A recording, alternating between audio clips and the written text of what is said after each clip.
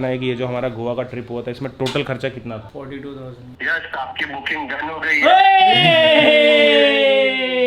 Yes, confirmation done. और ladies and gentlemen, boys and girls, सोते सोते हो गया था लेट, बट उठे एकदम टाइम पे। सुबह उठ के सबसे पहले मैं अपनी हड्डियों को सेट करता हूँ, क्योंकि सपने में मैं काफ़ी दुनिया ट्रैवल करता हूँ तो हड्डियाँ यहाँ वहाँ हो जाती है, तो सेट करना ज़रूरी होता है। हर दिन की तरह आज की कहानी भी शुरू करते हैं, लेकिन उससे पहले हेलो, नमस्ते, वनकम, बोला मरहबा, अस्सलाम वालेकुम, this is your Muslim Khan, welcome to my YouTube channel MSK। जैसे मैं उठा, शफीक ऑलरेडी चाय लेके आ चुका था। चाय निकाले, चीयर्स किया, फूंक मारी, चाय की चुस्की ली और सोचा चाय का मजा बाहर जो बारिश हो रही है, बारिश को देखते देखते लेते हैं। आंखों के सामने ये बारिश थी, 2 बिल्डिंग और राइट साइड में हमारी एक्सपल्स और उसके बाजू में हमारे टाइगर, जो कि दोनों बारिश में भीग रही है। इस व्लॉग में आप सभी लोगों को एक इंटरेस्टिंग बात बतानी है, पूरा व्लॉग देखना, मजा आ जाएगा। ये बारिश को हुआ क्या है, सुबह से बारिश हो रही है और अभी 4 बज रहे हैं, बारिश रुकने का नाम ही नहीं ले रही है। भाई क्या है आज तो दहीहंडी है। सबसे पहले तो सभी को जन्माष्टमी की बहुत बहुत मुबारकबाद। बट व्हाट टू डू, बारिश के वजह से जो जन्माष्टमी है वो भी लोग अच्छे से नहीं मना पा रहे ना। दहीहंडी फोड़ेंगे कैसे, बारिश में तो मजा नहीं आएगा ना। गोविंदा आया है यार। भलम पिचकारी जो तूने मुझे मारे। अपने BMW S1000 RR को 1300 किलोमीटर चलाने के बाद मुझे ये समझ में आया है कि अगर उस बाइक को चलाना है तो तुम्हारे बॉडी का कुछ मसल्स जो है ना वो स्ट्रांग होना चाहिए। बिकॉज जब नॉर्मल बाइक हम चलाते हैं तो मसल्स अलग यूज़ होते हैं, जब स्पोर्ट्स बाइक चलाते हैं तो बॉडी के अलग मसल यूज़ होते हैं। और BMW S1000 RR पे एक लंबी राइड प्लान हो रही है, अभी नहीं लेकिन ठंड के टाइम होगी। उसके लिए मुझे अभी से प्रिपरेशन कर रहा है। तो जो स्पोर्ट्स बाइक चलाते हैं तो सबसे ज़्यादा जो प्रेशर आता है वो हाथ पे आता है ना, यहाँ पर। तो उसको स्ट्रॉन्ग करने के लिए मैंने ये हैंड ग्रिपर मंगाया। तो उसको रोज ऐसे मैं करते रहूँगा, सुबह उठ के, शाम को उठ के, और ऐसे बाइक वाले पोजीशन में जैसे हम बैठते हैं ऐसे करके, तो इससे मेरा ये स्ट्रॉन्ग होगा। एंड देन दूसरा जो प्रेशर आता है वो आता है कंधों पे। उसके लिए पुशअप, दिन का मुझे 50 पुशअप मारना है हर दिन कंपलसरी। 50 एक बार में तो नहीं होगा, पहले होता था, अभी नहीं होता है, बट अभी एक बार में 25 तक जाता है। तो सुबह 25, शाम को 25 करके अपना 50 कंप्लीट करेंगे। 100 अभी नहीं, बाद में।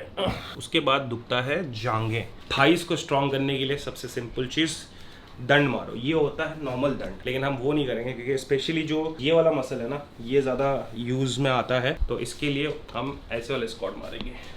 ये भी दिन का 50, अपना स्ट्रेंथ बढ़ गया, स्टैमिना बढ़ गया, तो दिन का 100। एक चीज़ शेयर करना चाहता हूँ, अगर नहीं भी करूँगा तो कोई इतना इंपॉर्टेंट नहीं है, लेकिन मज़ेदार चीज़ है। हमने अपने ऑफिस के लिए ये मंगाया है। देख के लगता है ये क्या चीज़ है, क्या काम कर सकता है, आपको बताते हैं ये क्या काम कर सकता है। प्लग लगाएंगे, शफीक निकाल नोट की गड्डी। तो बेसिकली ये मनी काउंटिंग मशीन है। इसमें अगर डुप्लीकेट्स नोट आते हैं तो भी ये पकड़ लेता है। तो हमारे ऑफिस के लिए हमें चाहिए था, क्योंकि यहाँ पर मनी रोल होते रहता है ना। हाँ हाँ,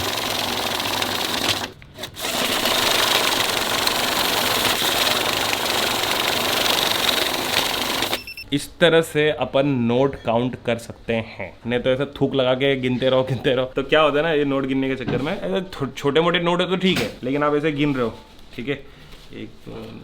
और यहाँ से अगर शफीक ने मुझे बोला भाई, फिर मैं उसकी तरफ देखा, कितना काउंट हुआ था, वापस करते हैं। तो ये होता है। बस ऐसे ही आपको मैंने बताया, और मैंने पहले ही बोला कि नहीं भी शेयर करूँगा तो चलेगा, बट ऐसे शेयर कर दिया। Gaurav ji is here. गौरव जी लेके आए हैं चाय। लेकिन गौरव जी, इससे पहले हमें अपनी जनता को बताना है कि ये जो हमारा गोवा का ट्रिप हुआ था इसमें टोटल खर्चा कितना था।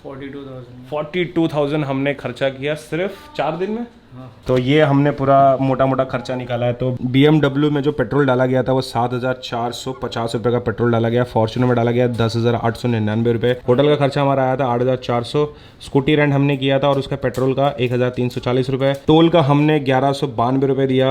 ब्रेकफास्ट खाने का पूरा जो खर्चा हुआ था 4 दिन में वो 13,206 रुपये। और वहाँ पर जो हमने पार्किंग किया था उसका 400 रुपये। तो इस तरह से हमारे 4 दिन में हमने 42,800 रुपीज़ खर्च कर दिए। लेकिन मज़ा भी तो आया था ना बाबा। ये जो पैसा हमने खर्चा किया था वर्थ है कि नहीं? वर्थ है, मज़ा आया था ना। वो बात अलग है कि इसको रशियन नहीं मिली। रशियन के लिए जमा किया तो मैंने लेके नहीं गया। बट ठीक है, लाओ चाय पीते हैं यार। सुबह की दूसरी चाय। पहली चाय जो थी वो आत्मा खुलने वाली, ये चाय जो है ये शौक से। कुछ लोग के मन में सवाल आएगा कि घर में चश्मा क्यों पहना, क्योंकि सुबह सुबह जब उठता हूँ ना मैं तो आंखें सूजी होती है, इसीलिए। स्टाइल मारना भी जरूरी है। हाँ। कैमरे के सामने फेस करता हूँ, स्टाइल भी ज़रूरी है। और जैसे अगर मैं कैप पहनता हुआ दिख गया ना आपको तो यूँ समझ लेना। अरे भैया मेरे को बोलने भी नहीं देता है, बीच में आ जाता है। हाँ ठीक है, चल पहन के बोल लेते, ठीक है। और अगर मैं आपको कैप पहनता हुआ दिख गया तो इसका मतलब ये है कि बाल सेट नहीं है। ओ ब्लास्ट हो गया। ये वाला चेयर्स काफ़ी स्पेशल है बिकॉज ये चेयर्स के पीछे का रीज़न आप लोगों इन लोगों को भी नहीं बताया मैंने अभी तक। आओ इधर आओ, मैं बताता हूँ क्या है। सोच क्या हो सकता है। मुझे हिंट है हल्का फुल्का। KTM ड्यूक 390 2024 वाली हमने बुक कर दी है। ओ कांग्रेस, जस्ट चेस नहीं चूज की चूज की 390। हाँ। मेरा मोबाइल किधर है? Your booking for KTM Duke 390 confirmed. मैंने सोचा था कि इसको मैं सस्पेंस रखूंगा, ये जो मैंने बुकिंग किया है, क्योंकि अभी तक लॉन्च नहीं हुआ है, प्राइस कुछ पता नहीं है। सस्पेंस खेलने का सोच रहा था, लेकिन ऐसा लगा कि नहीं यार, कभी कभी ज़्यादा सस्पेंस भी अच्छा नहीं होता है, तो बता देना चाहिए, तो बता दिया। डेली कमिट के लिए मैं पावरफुल CC देख रहा था, वो KTM का था। और भी ऑप्शन थे, ट्रायम था, अभी वो भी आई है ना, हार्ली डेविडसन की बाइक आई है, अच्छी बाइक्स आई है, लेकिन KTM तो अपना पुराना प्यार, और KTM में जो पावर मिलता है वो पावर अपने को वापस चाहिए ज़िंदगी में, तो इसीलिए।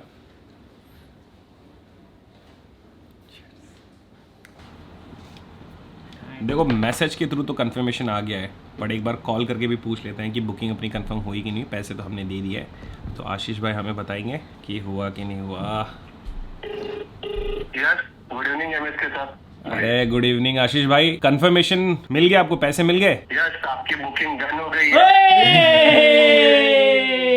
Yes, confirmation done. बस अभी एक सवाल ये है कि आपको क्या लगता है कब तक डिलीवरी मिल सकती है? बस आपको हमें सरप्राइज देना है, तो जल्द से जल्द ही आपके सामने आपका सरप्राइज खड़ा हो जाएगा सर। मतलब आप एक डेट नहीं दे सकते ना? लेकिन मैं डेट नहीं दे सकता। ठीक है ठीक है ठीक है, मरे जा रहे हैं यहाँ पे।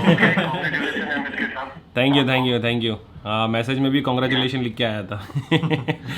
लॉन्च डेट भी इसका पता चला है क्या? कोई लॉन्च डेट कब हो रहा है? बिटवीन 11 to 20 सितंबर बिटवीन ही उसका लॉन्च डेट है।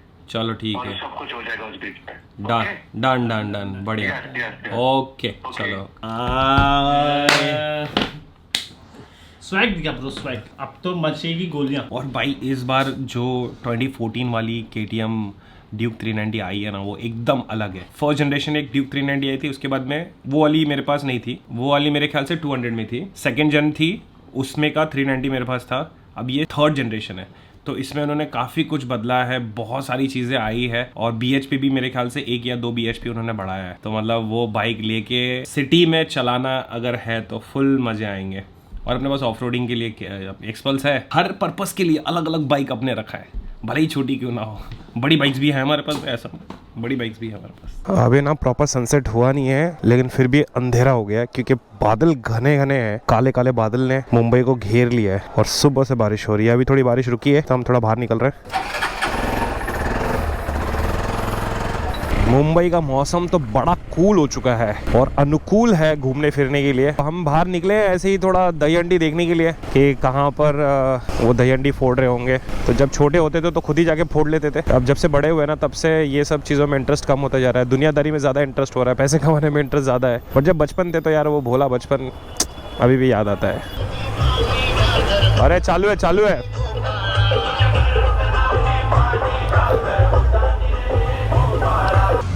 रस्त्यावर जे दर्शक उभे आहेत त्यांनी कृपया थोडं पुढे यायचं आहे, कारण गाड्या येतात जातात. हो जाएगा इस बार कंप्लीट। बहुत ऊपर है।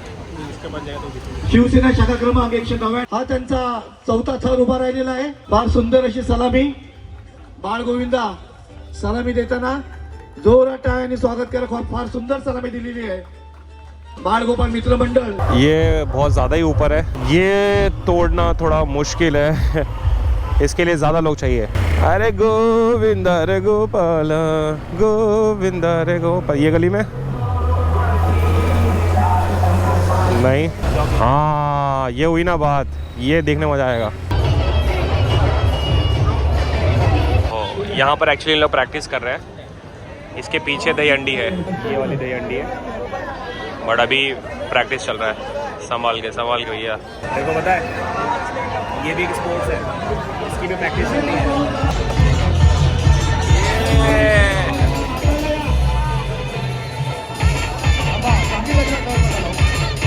इतने क्राउड के बीच में से जाएगा बस, इनको कोई नहीं रोक सकता। BST बस फंस चुकी है। यहाँ से सिर्फ BST बस जा सकती है, लोकल गाड़ी नहीं जा सकती। सिर्फ BST बस। ये जो ग्रुप प्रैक्टिस कर रहा है ये वुमेन्स है। थोड़ा शिवाजी पार्क में देख के आते हैं। तो अभी ये वाला जो दहीहंडी है इसको फोड़ने में टाइम है। अभी लोग यहाँ पर प्रैक्टिस कर रहे हैं, हमको ऐसा लगा कि फोड़ रहे होंगे, तो हम थोड़ा और आगे जा रहे हैं शिवाजी पार्क की तरफ। वहाँ पर देखते हैं, मज़ा आ जाएगा अगर कोई दहीहंडी फूट रही होगी तो। अरे मौसम क्या सुहाना हो गया है यार, मौसम मस्ताना। ये वाला देखते हैं। हर 2-3 लेन छोड़ के एक दहीहंडी लगाई गई है। वैसे तो हर गली में लगता है। वाह, ये तो बहुत ऊपर है। और जहाँ पर भी ऐसे मंडप बांधे हुए हैं ना दहीहंडी फोड़ने के लिए, वहाँ पर हर जगह पे पुलिस का फुल बंदोबस्त है। सिक्योरिटी भी एकदम टाइट है, ट्रैफिक कंट्रोल पुलिस भी है। ये काला कौआ घाट गाएगा सच बोल, ये काला कौआ घाट गाएगा सच बोल। यहाँ पर भी एक, यहाँ पर भी है। थोड़ा ही ऊपर है वो, थोड़ा ही ऊपर है। Safe landing, safe landing. Oh yes, ओ ये घाई नहीं, आराम से आराम से। ओ ये इस गली में नहीं, इधर कुछ तो है तगड़ा दिख रहा है भाई। इधर नहीं सर, देखने का ये कहाँ लगाऊं आप बताओ ना, कहाँ लगाऊं? खींच पीछे खींच। उस तरफ से आते ना। क्या बोलते बाबा?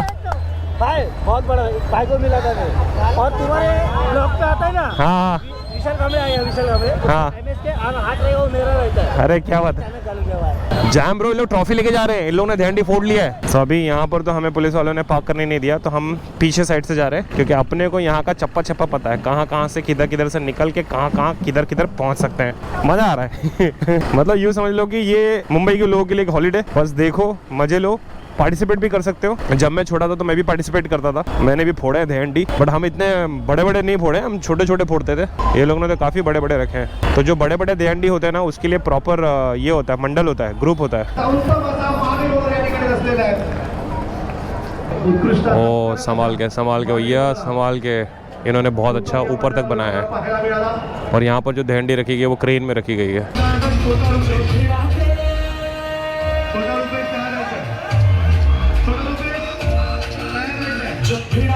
यहाँ पर भी नहीं फोड़ रहे हैं। तो अभी समझ में आ गया अपने को कि ये फूटेगा सब रात को 11-12 बजे। सबसे बड़ा वर्ली में कितना होता है बड़ा? 10-12 पत्ती लगती है। अच्छा हाँ, मतलब मुंबई के जितने भी MSKs हैं हमारे, बताओ मुंबई में सबसे बड़ा दहीहंडी कहाँ पर लगता है? शफीक कह रहा है वर्ली में, और वर्ली में ही होता है, मतलब उसी साइड में। मतलब 12 लाख प्राइज मनी 10 लाख होता है? हाँ। क्या बात कर रहे हैं? 1-1 करोड़ भी होता है bro. 1 crore prize money? Crazy. ये हम आ गए अभी शिवाजी पार्क पे। यहाँ पर भी है क्या? गली गली में शोर है, देखो आया माखन चोर है। ओहो क्या लाइन है। अरे तो गाने की लाइन ही रही। ग्रुप होता है ना ऐसे, टेम्पो में या ट्रक में, ये लोग ऐसे घूमते रहते हैं और ऐसे प्राइज मनी जीते हर जगह की दहीहंडी फोड़ते हैं। तो यहाँ से भी बंद करके रखे हैं, वहाँ से भी बंद करके। हाँ, हम जहाँ से गए थे एकदम नज़दीक पहुँच गए थे। बाकी वहाँ दहीहंडी चालू है, यहाँ पब्लिक की जॉगिंग भी चालू है। लोगों के लिए फिटनेस है, कुछ लोगों की अलग अलग प्रायोरिटी के हिसाब से अलग अलग काम कर रहे हैं। जैसे हम व्लॉगिंग कर रहे हैं, सब लोग के टी-शर्ट पे ना उनके मंडल का नाम लिखा होता है, कहाँ से आए हैं वो लोग। जैसे मैंने 2-3 नाम देखे थे परेल के। तो अगर रात को एक बार टाइम मिला ना तो वापस आते हैं, एक बार देखते हैं अगर बारिश नहीं हुई तो। क्योंकि बारिश होती है ना तो ये लोग प्रैक्टिस भी ढंग से कर नहीं पाते हैं, बिकॉज काफ़ी स्लिपरी हो जाता है ना फिर, कि कंधे में पैर रख के ऊपर चढ़ते हैं और सब अगर गीला रहेगा तो थोड़ी मुश्किलें बढ़ जाती है। और कहीं कहीं पे तो जैसे दहीहंडी के पास पहुंचने वाले होते हैं ना, तभी पानी फेंकते हैं ताकि वो लोग नीचे गिर जाएं, ताकि वो फोड़े ना। बट वो भी है कि बारिश का कोई ऐसा रीज़न नहीं है, मतलब बारिश होगा तो भी लोग दहीहंडी फोड़ते ही हैं, उसका एक अलग मज़ा आता है। बट थोड़ी मुश्किलें बढ़ जाती है, बस वही है। आज हम लोग मटकी फोड़ेगा। उतना भी बुरा नहीं है। आपको पता है एक चैलेंज है 75 हार्ड, मतलब उसमें ना 75 डेज तक तुम्हें एक रूटीन फॉलो करना पड़ता है, फिटनेस रूटीन, बुक रीडिंग और वो सब। मैं सोच रहा हूँ कि जो इंटरनेशनल ट्रिप है ना मेरा, ये कंप्लीट होगा, उसके बाद में वो वाला चैलेंज चालू करता हूँ। 75 हार्ड करके देखते हैं, काफ़ी फेमस चैलेंज है वो। तो आप लोगों को पता होगा कि एक एजेंसी के साथ मैं जुड़ा हूँ, हाइप्लिक्स, काफ़ी टाइम से, शुरू से। उनका सिर्फ एक ही ऑफिस था दिल्ली में, अब दूसरा ऑफिस खुला है मुंबई में। उसके लिए जा रहा हूँ मैं, थोड़ा सच धज के स्टाइल मारने के लिए। सही तो दिखता है। हेलो हाइप्लिक्स।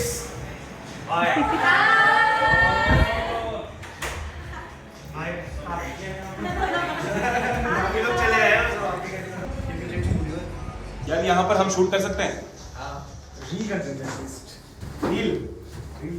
हमारा नया स्टूडियो। अरे यहाँ करेंगे हम, कुछ ना कुछ करेंगे। अरे करो, अभी कर लिया। घर पहुंचते पहुंचते हो गए 12:15 और ये जो भी बाइक हमें मिलने वाली है अभी, ये तो इसका कोई फिक्स डेट नहीं है, लेकिन मुझे लगता है कि 10 से लेके 20 के बीच कभी भी मिल सकता, कोई ऐसा वो गारंटी नहीं है मैं कब मिलेगा, लेकिन जल्दी मिल जाता अच्छा है। 15 तारीख को याद रखना है सभी को, 15 तारीख हमारा एक इंटरनेशनल राइड हो रहा है। आसपास जो भी MS के व्लॉग्स देखते हैं उनको ज़रूर जाके आप इन्फॉर्म कीजिएगा कि हम फिर से आ चुके हैं। अभी मेरे ख्याल से 10-12 व्लॉग हमने डाल दिए रहेंगे रेगुलर। अभी तो मैं हक से बोल सकता हूँ कि अगर आप नए हो तो सब्सक्राइब कर लीजिएगा, बाकी सब एकदम बढ़िया है। Live a life, live a dream. Boom. मैं एक गैराज दिखता हूँ जिसमें अपनी बाइक, हर एक सेगमेंट की बाइक ऐसी होगी, 1 2 3 4 लाइन से 5 6 7 ठीक। 8 गराज देखेगा तू। गैराज देखेगा ना। काउंटिंग कर रहा हूँ।